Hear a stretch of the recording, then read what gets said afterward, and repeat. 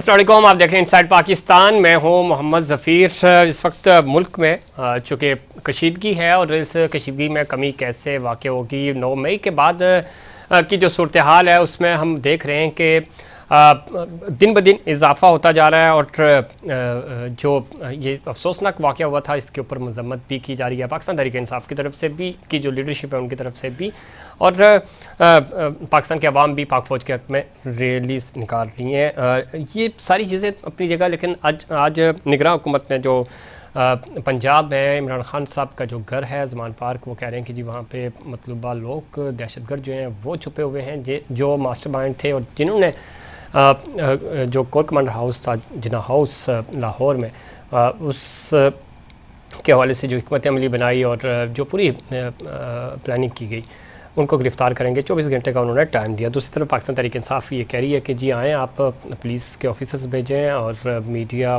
को साथ भेजें और हम सब तलाशी देने को तैयार हैं। यहाँ पे ऐसी कोई चीज़ नहीं है।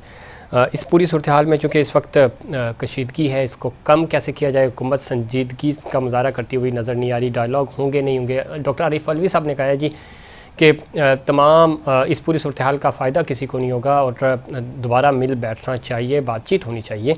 बातचीत पहले क्यों नाकाम हुई, ये भी बड़ा इम्पॉर्टेंट है, और मुज़ाकरात होते होते क्यों नाकाम हो, इसमें पाकिस्तान की तरफ से जो बातें आज सामने आई, उन्होंने कहा जी मुज़ाकरात हो चुके थे, बहुत हद तक कामयाब थे, लेकिन शाह महमूद कुरैशी साहब ने जो प्रेस कॉन्फ्रेंस की उसके बाद मामला बदल गए और चूँकि वो खान साहब वो कह रहे थे कि खान साहब नहीं मानेंगे, हम बजट के बाद असम्बली तहलील करने के लिए तैयार थे, इलेक्शन भी हो जाते। एक नई बहस इस बयान के बाद सामने आई।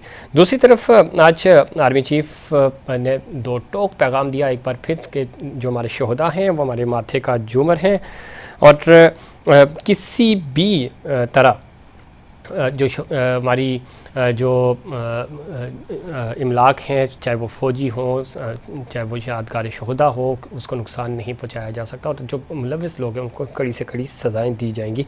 अब ये मामला चूँकि जितने भी लोग इसमें इन्वॉल्व हैं वो बराह रास्त मतलब उनका जो ट्रायल होगा मिलिट्री कोर्ट्स के अंदर होगा और अब जो गेम है वो सारी की सारी आर्मी के पास, ये जो मुकदमात हैं उनके पास होंगे और वहीं से सज़ाएँ मिलेगी। इस वाले से फैसल बावड़ा ने कहा जी कि कुछ रहनुमा अब 9 मई के वाक़यात के ऊपर मज़म्मत कर रहे हैं और मज़म्मत करके वाक़यात बयान देने के बाद छूट नहीं मिलनी चाहिए, बल्कि जो लोग मुलव्वस हैं उनको सज़ाएँ होनी चाहिए ताकि आइंदा इस तरह की कोई वाक़या ना हो सके।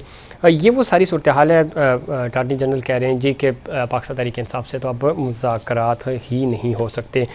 मुज़ाकरात ज़ाहिर है सियासी जमातों से होते हैं, होने चाहिए, लेकिन यहाँ जो सूरत हाल इस वक्त हमें नज़र आ रही है वो बिल्कुल भी पाकिस्तान के हक़ में नहीं है और सियासी स्टेक होल्डर्स को डिसीजंस लेने होंगे और अगर वो फ़ैसले नहीं लेते तो ये जो मामलात हैं वो मज़ीद गंभीर भी हो सकते हैं और इसका ज़रा नुकसान पाकिस्तान को होगा। पाकिस्तान की माशी पोजीशन पहले ही बहुत ख़राब है और मज़ीद इसका नुकसान हो सकता है। इस वक्त कैसे मुमकिन है कि मामला जो है वो बेहतरी की तरफ आए, चूँकि हुकूमत संजीदगी का मुजाहरा इस वक्त हमें करती हुई नज़र नहीं आ रही और दूसरी तरफ ये है कि क्या खान साहब भी तैयार होंगे। कल उन्होंने कहा था कि हम कोशिश कर रहे हैं किसी भी तरह किसी भी तरीके से, वो कह रहे थे कि मामलात बेहतरी की तरफ जाएंगे, लेकिन अब कैसे होंगे। शर्जील इनाम अहमद साहब भी शर्जील इनाम अहमद साहब भी कह रहे हैं कि जी PTA को एहतसाब का सामना करना पड़ेगा और कभी जितने भी लोग हैं इसमें इन्वॉल्व हैं वो इसके अंदर उनको सज़ाएं मिलनी चाहिए। इस पर मज़ीद बात करेंगे। हमें ज्वाइन किया है जनाब सरदार नज़ाकत साहब ने, सीनियर रहनुमा है पाकिस्तान पीपल्स पार्टी से। सरदार साहब खुश आमदीद कहते हैं आपको प्रोग्राम में। जी बहुत शुक्रिया। सरदार साहब, एक तो चीज़ बड़ी वाज़ेह है, आर्मी चीफ़ ने आज भी दो टोक पैगाम दिया, शोहदा हमारे माथे का झूमर है और इसमें कोई शक भी नहीं है और पूरी कौम उनके पीछे खड़ी है और ज़ारा शहादतें देते हैं, इस मुल्क की हिफाजत करते हैं। दूसरी तरफ उन्होंने कहा कि कोई फ़ौजी इमलाक हो उसको भी या शोहदा की यादगार को की बेहरमती बिल्कुल बर्दाश्त नहीं की जाएगी और जो लोग उसमें इन्वॉल्व हैं उनको करार बाकी सज़ा दी जाएगी। किस तरह देखते हैं इस पूरे अमल में? अब हमें जो चीज़ें नज़र आ रही है, मजम्मत भी आ रही है। तो आपने देखा होगा सिंध के जो सदर है अली जैदी, उन्होंने आज प्रेस कॉन्फ्रेंस की, उन्होंने भी इससे पहले फवाद चौधरी साहब भी ये कह चुके हैं। मजम्मत तो हर शख्स अब करता हुआ नज़र आ रहा है। कोई उम्मीद नज़र आ रही है आपको कि हालात बेहतरी की तरफ जाएंगे? और ये जो लोग इन्वॉल्व थे, ज़ाहिर उनको सज़ाएँ तो होनी है इसके, और सज़ा होनी भी चाहिए ताकि आइंदा कोई इस तरह की हरकत ना कर सके। पाकिस्तान पीपल्स पार्टी क्या सोच रही है? और चूँकि एक प्रेशर है इस वक्त, पाकिस्तान तहरीक इंसाफ को लोग छोड़ छोड़ कर भी जा रहे हैं। देखिए, एक चीज तो ये है कि मेरे ख्याल में इमरान खान साहब को हालात की संगीनी का इल्म नहीं था। और जो क्योंकि पीटीआई ज़ाहिर है कोई ग्रैंड याफ्ता पॉलिटिकल पार्टी तो नहीं थी, वो कोई पॉलिटिकल वर्कर तो नहीं थे जिन्होंने इस तरह का प्रोटेस्ट किया या जितना हमारे तनसीबात को टारगेट किया है। वो ज़ाहिर है अगर पॉलिटिकल वर्कर होते तो उनको पता होता कि इन जगहों की अहमियत क्या है और हमें किस तरह से प्रोटेस्ट करना चाहिए। और पीसफुल प्रोटेस्ट तो करना पाकिस्तान के हर शहरी का हक है कि वो पीसफुल प्रोटेस्ट कर सकता है। लेकिन अनफॉर्चुनेट ये था कि पीटीआई एक क्राउड है जो एक ऐसा मौफ है जो मेरे ख्याल में वो पूरे पाकिस्तान में ज़ाहिर है उनकी कोई तरबियत तो नहीं है। इमरान खान ने हमेशा पाकिस्तान के अंदर इंतकाम की सियासत की है, लोगों को गालियां देने की, झूठ बोलने की, यू टर्न लेने की सियासत की है। मैं समझ रहा हूँ कि बहुत सारे लोग जो अपने आप को अंडर एस्टिमेट अपने आप को बहुत कह रहे थे कि जी हम लोग बहुत ज्यादा फ्रंट लाइन पे जाके खेलेंगे, उन्होंने खेलने की कोशिश की है। और इमरान खान साहब, बड़े अफसोस की बात है कि आज इन मासूम लोगों को, मैं इसलिए मासूम कहता हूँ कि ज़ाहिर है ये कोई पॉलिटिकल लोग नहीं थे, तो इन लोगों से ये पीटीआई के लोग लाताल्लुकी का ऐलान करते जा रहे हैं। ये बात दुरुस्त है। इसमें सरदार साहब एक चीज़ आपकी कथा कलमी माफ मासूम इसलिए ठीक है, पॉलिटिकली जो आप बताना चाह रहे हैं, एक ट्रेनिंग होती है, वर्किंग होती है, आपको पता होता है कि आपकी हदूद कयूद क्या है। लेकिन ये कोई भी ऐसा बंदा नहीं था जो 18 साल से कम हो सरदार साहब, और आम शहरी होने के नाते भी आप किसी भी इमलाक को नुकसान नहीं पहुंचा सकते। जी, आपकी बात 100% दुरुस्त है, मैं आपकी बात को सेकंड करता हूँ। लेकिन देखें, एक चीज आपको मानना पड़ेगी कि ज़ाहिर है बिल्कुल इन लोगों की गलतियां हैं। इन लोगों ने ज़ाहिर जिस तरह के हमले किए, जिस तरह की ज़बान इस्तेमाल की है, वो बहुत अनफॉर्चुनेट है और काबिल मजम्मत है। लेकिन मेरा अपना व्यू पॉइंट ये है कि हमारी जो मिलिट्री लीडरशिप है या पाकिस्तान की पॉलिटिकल लीडरशिप है, इनको फिल्टर करने की जरूरत है लोगों को, कि कौन से लोग हैं जिन्होंने ट्रेंड याफ्ता लोग हैं और जिन्होंने टारगेट करके हमारी जो ऐसे मकामात थे जिनको टारगेट किया है, इनको करने की जरूरत है। और जो लोग नॉर्मली मेरे ख्याल में प्रोटेस्ट कर रहे थे, उनको मैं बीइंग ए पॉलिटिकल वर्कर अपनी रियासत से रिक्वेस्ट करना चाहता हूँ कि उनको ऐसे ट्रीट किया जाए कि पॉलिटिकल वर्कर के तौर पे ट्रीट किया जाए। बहुत अनफॉर्चुनेट है सफीर साहब के जी पाकिस्तान के अंदर इस तरह का ट्रेंड इमरान खान साहब ने मुतारिफ करवाया कि आज लोग रो रो के माफिया मांग रहे हैं और उनको पता चल रहा है। जिस तरह देखे ना कराची में कितने लोगों ने, मेरे ख्याल में 200 से ज्यादा लोग नहीं निकले। अगर दो करोड़ की आबादी, 2-2.5-3 करोड़ की आबादी में अगर लेट्स से कि 2000 लोग भी निकले तो उनकी क्या हैसियत है। तो उन्होंने निकल के क्या किया, यहाँ पे रंजित की चौकियां जलाई, हमारी जो सिंध गवर्नमेंट की सरकारी बसेस थी, जो वाटर बोर्ड के टैंकर्स थे, वो सारे जलाए। तो सरदार साहब आप सही कह रहे हैं, क्राउड तो नहीं था, उसको आप 1000 कह लें, 2000 कह लें या 10,000 भी कह लें, लेकिन क्राउड नहीं निकला, वो तो ये तो फैक्ट है। दूसरी बात ये है कि क्राउड हो भी तो जो प्राइवेट इमलाक हैं, सरकारी हैं, और जिस तरह आपने बस सर्विस कराची में बड़ी मुश्किल से चीज़ें बेहतरी की तरफ जा रही थी, तो उसको आग लगाना, यही लोग ट्रैवल करते हैं, आम लोग ही, आम शहरी ट्रैवल करते हैं। लेकिन एक चीज़ बड़ी इंपॉर्टेंट है सरदार साहब, आपने शुरू में बड़ी अच्छी बात की कि वो लोग जो पॉलिटिकल वर्कर्स हैं, पॉलिटिकल लीडर्स हैं, जो इस तरह के वाक़यात में इन्वॉल्व नहीं थे, और जो इन्वॉल्व थे भले वो कोई भी ओहदा रखते हों किसी पॉलिटिकल पार्टी का, उनको सज़ा मिलनी चाहिए। इसके ऊपर आप समझते हैं कि कोई बात तहकीकात हो रही है? यहाँ तो ऐसे लोग भी सामने आए हैं जो इस पूरे अमल का हिस्सा नहीं थे, किसी की गाड़ी बंद थी, वो खड़ा था वहाँ पे, उसको भी लपेट में ले लिया गया। तो इस तरह के वाक़यात भी रिपोर्ट हो रहे हैं। वही चीज़ें मेरे पास, क्योंकि हम लोग तो ज़्यादा स्ट्रीट पॉलिटिक्स करते हैं कराची में, हमें गलियों का, मोहल्लों का पता है, हमें लोगों का पता है कि कौन से लोग पीटीआई से ताल्लुक रखते हैं और पीटीआई की जो एक्सट्रीम पॉलिटिक्स है, जो टाइगर फोर्स है, उससे कौन लोग ताल्लुक रखते हैं और कौन लोग एक सॉफ्ट इमेज के तौर पर मेन स्ट्रीम में लोग पॉलिटिक्स करते हैं। देखिए पॉलिटिकल कारकुन जो कोई किसी पॉलिटिकल पार्टी का भी हो, हमें उसकी रिस्पेक्ट करनी चाहिए। और मैं इसी बुनियाद के ऊपर इससे पहले भी, आपसे पहले भी मैं एक चैनल पे था, जी जी उससे भी मैंने ऑन एयर रिक्वेस्ट की थी अपनी मिलिट्री एस्टेब्लिशमेंट से, सिविल ब्यूरोक्रेसी से, हुकूमत पाकिस्तान से, कि लोगों को फिक्स करना पड़ेगा और लोगों को फिल्टर करना पड़ेगा इनको, कि कौन से लोग थे जो, अगर कोई खुदा न ख्वास्ता किसी ने कोई गाड़ी तोड़ी है, दरख्त तोड़ा है या किसी तरह की नारेबाजी की है, तो उसके ऊपर 780 नहीं लगनी चाहिए। उसके ऊपर मेरे ख्याल में नॉर्मल मुकदमात की तरह डील होना चाहिए। लेकिन जिन लोगों ने दहशतगर्दी की है, जिन लोगों ने इंतहा पसंदी की है, आज उनके लीडर माफिया मांगते फिर रहे हैं। आज फवाद चौधरी की प्रेस कॉन्फ्रेंस देख लें, अली जैदी जिस तरह की बढ़ के मारते थे कराची में, वो भी आपके सामने है। वो सारे लोग, क्योंकि ये लोग पॉलिटिकल वर्कर तो नहीं है ना, ठीक। ये लोग एलीट क्लास थी। एलीट क्लास को 2018 में हमारी मिलिट्री एस्टेब्लिशमेंट में अपने कंधों पे बिठा के पाकिस्तान के अंदर इक़्तिदार में लेके आए। ठीक। ये लोग ये सरदार साहब सारी संगीनी से वाकिफ नहीं थे, जो इनके साथ हो रहा है इससे वाकिफ नहीं थे। तो मेरे ख्याल में हमारी रियासत को थोड़ा सा, मेरे अपना नुक्ता नजर ये है कि फ्लेक्सिबिलिटी शो करनी चाहिए। बिल्कुल ठीक है, लेकिन जो लोग इन्वॉल्व हैं और जिन्होंने जुर्म किया है उनको सजा भी मिलनी चाहिए। सरदार साहब, हमने इसी कराची में देखा माजी में आपकी सबसे बड़ी जो हरीफ जमात होती थी MQM, उनकी लीडरशिप किस तरह, यानी सेकंड ईयर लीडरशिप की मैं बात कर रहा हूँ, कैसे लाताल्लुकी का इजहार किया गया। आज तकरीबन मिलती जुलती सूरत हाल हमें पाकिस्तान तहरीक इंसाफ में नज़र आ रही है। खुद आप सियासी वर्कर हैं, आप ग्रास फूट से ऊपर आए हैं, आप जानते हैं कि कैसे वर्क किया जाता है पॉलिटिकली।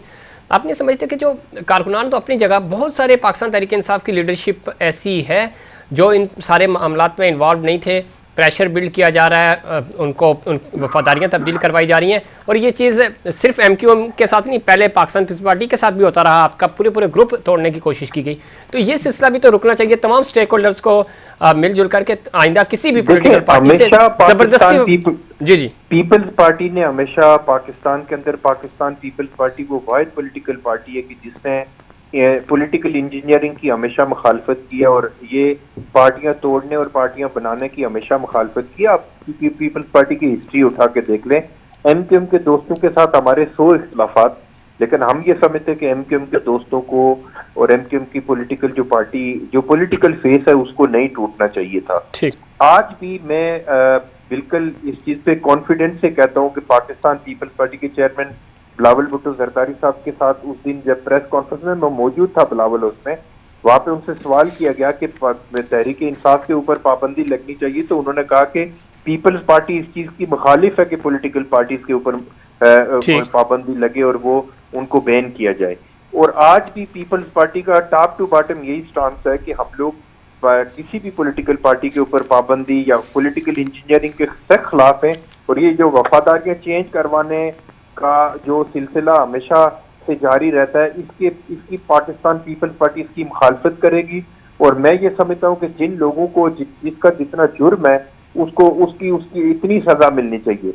लेकिन अगर मैं ये समझता हूँ कि आज अगर इस बात पे हम खुश होंगे कि पॉलिटिकल इंजीनियरिंग हो रही है, और PTI के लोग जिस तरह इमरान खान साहब 2018 से पहले कहते थे कि हमने फलां की विकेट गिरा दी और फलां की विकेट हमने ले ली, अगर हम भी आज इस बात पे शादियां ने बजाएंगे तो मेरे ख्याल में हम में और तहरीक इंसाफ के लोगों में कोई फर्क नहीं होगा। मैं इस चीज पे कॉन्फिडेंस से कहता हूं कि पाकिस्तान पीपल्स पार्टी इस चीज पे बिलीव करती है कि किसी तरह की पॉलिटिकल इंजीनियरिंग नहीं होनी चाहिए, और लोगों की जो तोड़ जोड़ का सिलसिला है वो रुकना चाहिए। जो लोग PTI में रहना चाहते हैं, खुशी के साथ रहना चाहते हैं, उनको PTI में पॉलिटिक्स करने का पूरा हक है, और जो पार्टी छोड़ना चाहते हैं उनका भी पूरा हक है कि वो पार्टी छोड़ के ठीक है। किसी सरदार साहब, आखिरी सवाल आके पॉलिटिक्स करें। सरदार साहब, जाते जाते ये बताइएगा कि ये तो सारी चीज़ें हो गई, आज सदर अलवी साहब ने भी बात की, वो कह रहे हैं कि ये सारी सूरत हाल में भले आप पार्टियों पे पाबंदी लगाएं या ना लगाएं, इसका फ़ायदा नहीं होगा, नुकसान ही होता है। और हमने माजी में देख लिया, आपकी